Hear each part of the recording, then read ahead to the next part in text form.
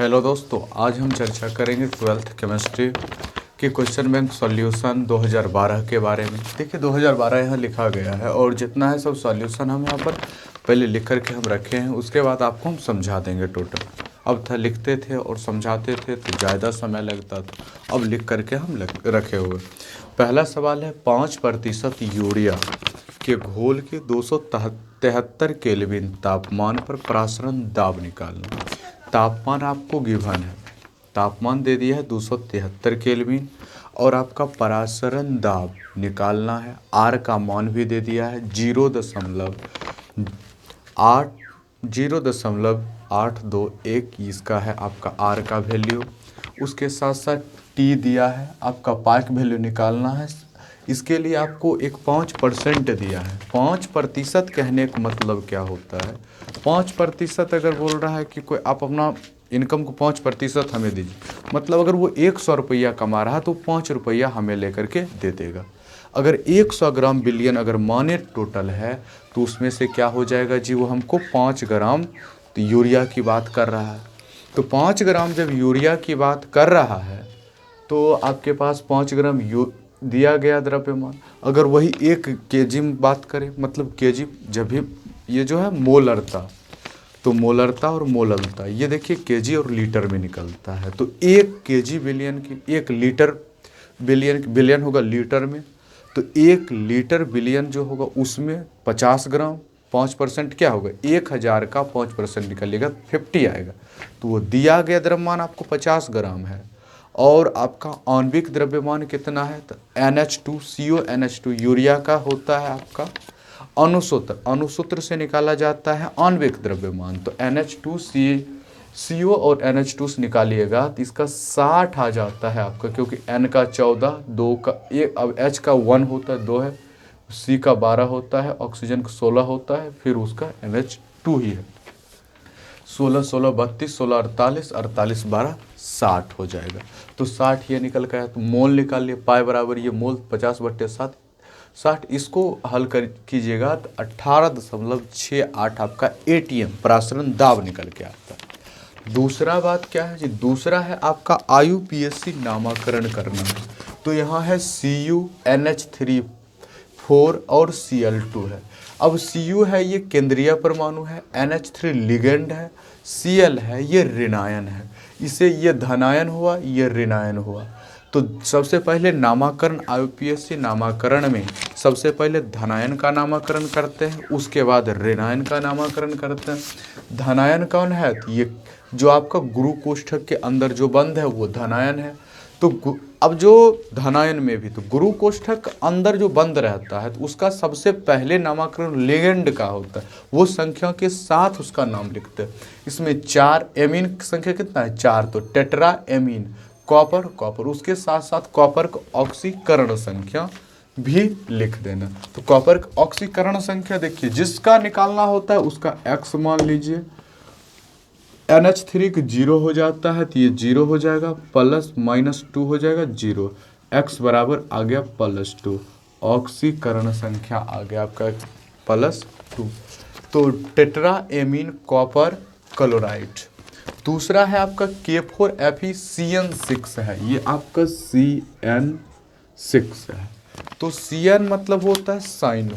तो अब देखिए यह है पोटासियम, इसका इसमें देखिए के जो है ये धनायन है और गुरु कोष्ठक अब इसमें ऋणायन है, ऋणावेशित है। सबसे पहले धनायन का नाम तो पोटासियम, अब इसमें लिगेंड 6 है तो हेक्सा साइनो आयरोनेट, या इसको कह सकते हैं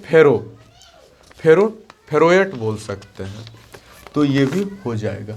अब उसके बाद तीसरा सवाल जो है आपका कहता है कि परिवर्तन कैसे करेंगे, तो परिवर्तन करेंगे तो इथाइल अल्कोहल से इथिलीन। इथाइल अल्कोहल आपके पास है C2H5OH, इथाइल अल्कोहल का जब अवकरण करवाइएगा 170 डिग्री सेल्सियस तापमान पर, तापमान 170 डिग्री सेल्सियस होना चाहिए और प्रक्रिया होगा अवकरण, तो तब जाकर के आपका ये बनता है इथाइल अल्कोहल, तब बनता है इथिलीन बनता है तब जाकर के, जिसको कहते हैं इथिन भी बोलते हैं ये। उसके बाद देखिए ये तो परिवर्तन था, उसके बाद एक और परिवर्तन करना है, एसिटिलीन से बेंजीन बनाना है आपको। तो जब पैलेडियम धातु के साथ एसिटिलीन का अभिक्रिया करवाते हैं, उसके उपस्थिति में जब रिएक्शन होता है तो हमको मिल जाता है बेंजीन, जो हमको ज़रूरत होता है। तो ये भी बात आपका पॉइंट क्लियर हो गया। अब उसके बाद अगला प्रश्न जो है, अगला प्रश्न देखिएगा, उसके बाद आपका अगला प्रश्न है HF से शक्तिशाली क्या है जी?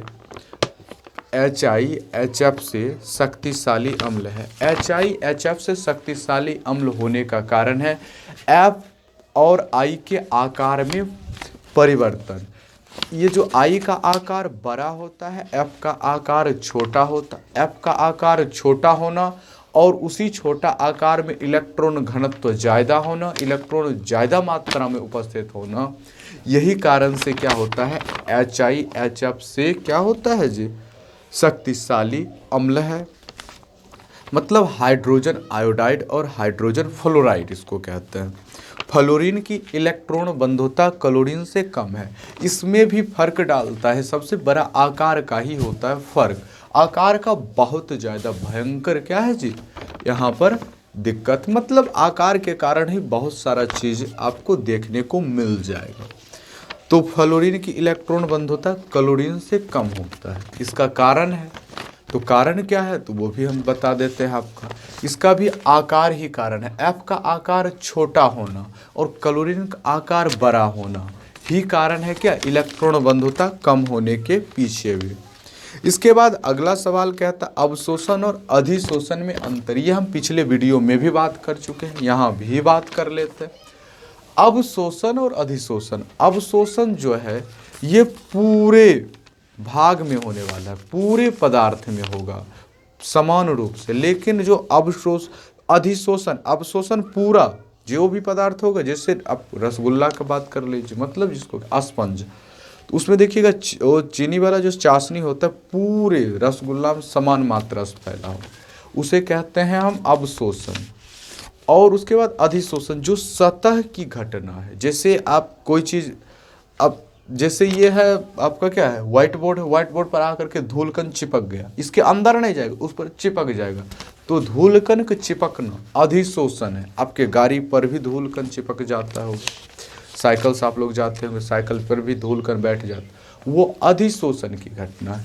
अब इसका देखिए, अवशोषण जो है ना कभी इसका अवशोषण के वेग बढ़ता है ना अब अवशोषण के वेग घटता है, लेकिन अधिशोषण के वेग पहले शुरुआती दौर में बहुत क्या होता है, तेज होता है, लेकिन धीरे धीरे जा करके वो क्या हो जाता है जी, कम होता है, चला जाता है। अब देखिए इसके लिए ये देखिए, ज़्यादा टेम्परेचर पर ये बहुत कम अधिशोषित होता है, लेकिन इस पर तापमान का कोई प्रभाव नहीं पड़ता है, तापमान का कोई प्रभाव यहाँ पर पड़ता नहीं है। और अगला सवाल जो है आपका HCOH और CH3, मतलब फॉर्मिक अम्ल और एसिटिक अम्ल, फॉर्मिक अम्ल एसिटिक अम्ल से शक्तिशाली अम्ल है, इसका कारण बताना है। तो ये देखिए फॉर्मिक, इसका कारण है इसके संरचना। अब देखिए इसमें एक और CH3 जुड़ जाने के कारण जो है, इसमें देखिए है, इसे ये आसानी से H को त्याग सकता है, निकाल सकता है, लेकिन ये इतना आसान, जितना आसानी से फॉर्मिक अम्ल H को निकालता है, उतने आसानी से एसिटिक अम्ल H को नहीं निकाल पाता है। तो यही कारण है जो क्या है जी, फॉर्मिक अम्ल एसिटिक अम्ल से ज़्यादा शक्तिशाली अम्ल है। तो ये भी टॉपिक आपको क्लियर हो गया होगा। उसके बाद है एक सवाल, अगला सवाल है भर्जन और प्रगलन को परिभाषित करना है। भर्जन और प्रगलन को हम परिभाषित करेंगे। तो भर्जन होता है क्या और प्रगलन क्या है, तो समझिएगा। भर्जन तो सल्फाइड अयस्कों को उसके द्रवणांक से या फिर गलनांक कह सकते हैं, गलनांक से कम ताप पर गर्म करके ऑक्साइड में बदलने की प्रक्रिया को, ऑक्साइड में बदलने की प्रक्रिया को हम भर्जन कहते हैं। प्रगलन भर्जित और निस्तापित अयस्कों को, भर्जित और निस्तापित अयस्कों को अब उसको द्रव रूप मतलब गर्म करके धातु निष्कर्षण की जो प्रक्रिया है ये प्रगलन है। ये क्या है आपका परगलन। अब कोलाइड विलयन बनाने की विधि, दो विधि पर हम चर्चा की, ब्रेडिंग आर्क विधि, पेप्टिकरण। ब्रेडिंग आर्क विधि में दो धातु इलेक्ट्रोड लेना है, विद्युत अपघटनी विलयन लेना है और इसमें रख करके इसमें बहुत तेज करंट प्रवाहित कीजिएगा। करंट प्रवाहित होगा तो ये धातु की जो क्षर होता है वाष्प बन करके उड़ने लगेगा। तो यहाँ पर ये चारों तरफ बर्फ का टुकड़ा रख देना है एक कंटेनर में, जो क्या करेगा इसे संघनित करके दोबारा इस विलयन में लाएगा और ये क्या होता है तब कोलाइड विलयन बनता है। दोबारा हो सकता है कि जब कोलाइड विलयन तो बना है कुछ समय के लिए, लेकिन धीरे धीरे क्या हो जाए वो जम करके दोबारा सॉलिड बन जाए, दोबारा बड़ा बन जाए। कोलाइड होता है वैसा विलयन का आकार जब 1 से लेकर के 1000 नैनोमीटर के बीच होता है तो वो क्या होता है जी आपका, वो कहलाता है आपका कोलाइडी विलयन। दोबारा जम सकता, इसी को दोबारा ना जमे इसके लिए इसमें KOH मतलब पोटासियम हाइड्रोक्साइड मिलाया जाता है। तो ये बात तो हो गया। उसके बाद है विलयन का अणुसंख्य गुणधर्म।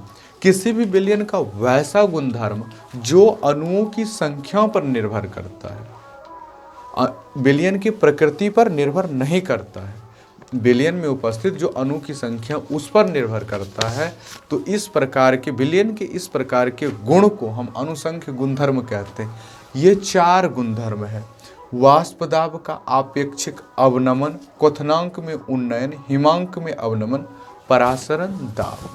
इसके बाद एक सवाल अगला है आपका कि प्रकृति में PCl5 ज्ञात है जबकि NCl5 नहीं।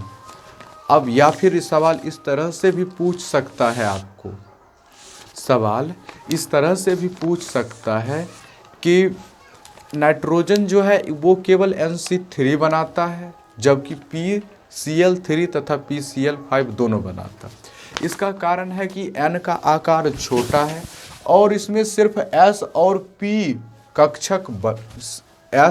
कक्षक ही बन पाते हैं, जिसके कारण NCl3 ही सिर्फ बना पाता है। लेकिन जो है आपका PCl5 बनाने का कारण इसका आकार नाइट्रोजन की तुलना में बड़ा होता है। S और P कक्षक के अलावा इसमें D कक्षक भी पाया जाता है। S और P कक्षक के अलावा इसमें D कक्षक भी पाया जाता है, जिसके कारण इसका इलेक्ट्रॉन उत्तेजित होकर के आगे जा सकता है और क्या कर सकता है जी, एक दूसरे से संयोग मिल करके वो नया कुछ यौगिक बना सकता है। तो इसी के कारण ये 5 इलेक्ट्रॉन उत्तेजित होकर के आगे जा सकता है। लेकिन ये तो जाएगा कहाँ, यही सिर्फ NCl N इधर उधर नहीं जाती। ये देखिए इसमें 3s 3p 3d भी बनता है, लेकिन यहाँ पर 2s 2p भी बनता है, 2d नहीं बनता है। और एक सवाल है H2O तरल है जबकि H2S गैस है। इसका कारण यह है प्यारे दोस्तों हमारे कि जान लीजिए कि H2O में हाइड्रोजन बंध पाया जाता है जबकि H2S में हाइड्रोजन बंध नहीं पाया जाता। H2O में हाइड्रोजन बंध पाया जाने के कारण ही H2O क्या है जी, मतलब जो जल ये द्रवावस्था में मिलता है आपको, और H2S में हाइड्रोजन बंध उपस्थित नहीं होता है, जिसके कारण वो क्या होता है जी आपका, वो गैसियस स्टेट में होता है। अब देखिए ये वीडियो, अब देखिए रोजाना अब देखिए हर दिन हम क्या करेंगे, आपके लिए हम क्वेश्चन बैंक सॉल्यूशन अभी लेकर के आ रहे हैं। तो क्वेश्चन बैंक सॉल्यूशन, अगर ये वीडियो आपको अच्छा लग रहा है तो चैनल को सब्सक्राइब कर लीजिए और बोर्ड एग्जाम तक हमारे साथ जुड़े रहिए। अगर किसी भी प्रकार की कोई दिक्कत है तो आप हमारे व्हाट्सएप नंबर 62041475 पर आप कॉल भी कर सकते, यही हमारा कॉन्टैक्ट नंबर भी है, इसी से हमसे कॉन्टैक्ट भी हो जाएगा। और इसके साथ साथ आप हमसे बात भी कर सकते हैं व्हाट्सएप पर भी। आप कोई भी अगर इसका क्या चाहिए जी, आपको PDF चाहिए, लिखा हैंड रिटन नोट्स चाहिए तो भी आप हमारे व्हाट्सएप से कांटेक्ट कर सकते हैं। व्हाट्सएप नंबर पर मैसेज कीजिए, अब प्यारा सा हैंड रिटन मतलब हाथ से लिखा गया नोट्स आपको मिल जाएगा, प्रोवाइड करा दिया जाएगा। तो आपसे मिलते हैं हम नेक्स्ट वीडियो में, तब तक के लिए जय हिंद।